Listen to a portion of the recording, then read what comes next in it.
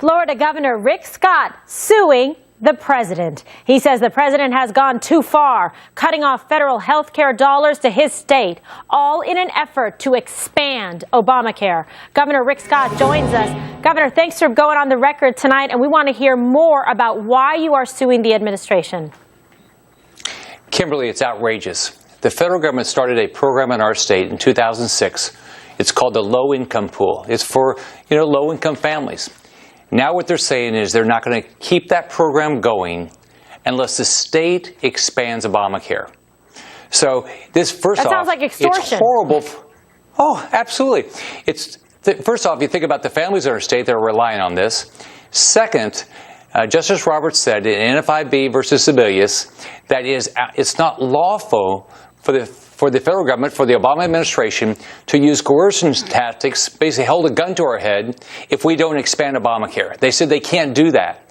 So, and by the way, they're not cutting our federal taxes in doing this. They're not saying, oh, we'll cut your federal taxes because we're going to cut out your program. They're not doing that. So our taxpayers are still paying for our federal government. Right. But they're going to cut out a program and then try to hold a gun to our head. All right. So when are you going to file this lawsuit?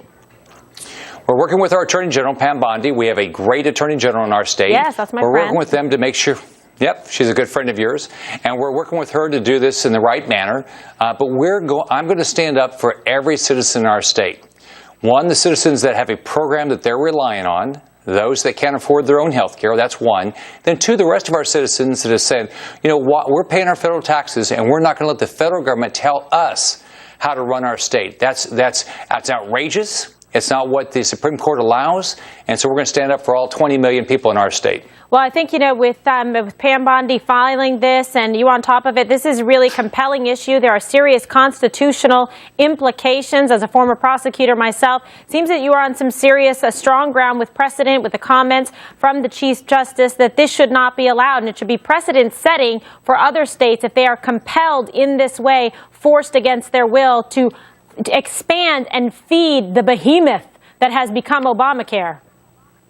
Absolutely. But don't they care about the low-income families that they've already created a program for in our state? Sure. And doesn't everybody now understand that this is an administration that's going to use coercion tactics, and when it's appropriate, they'll cut back funding if you don't do another program they want. Right. That's so not the way the federal government is supposed to work.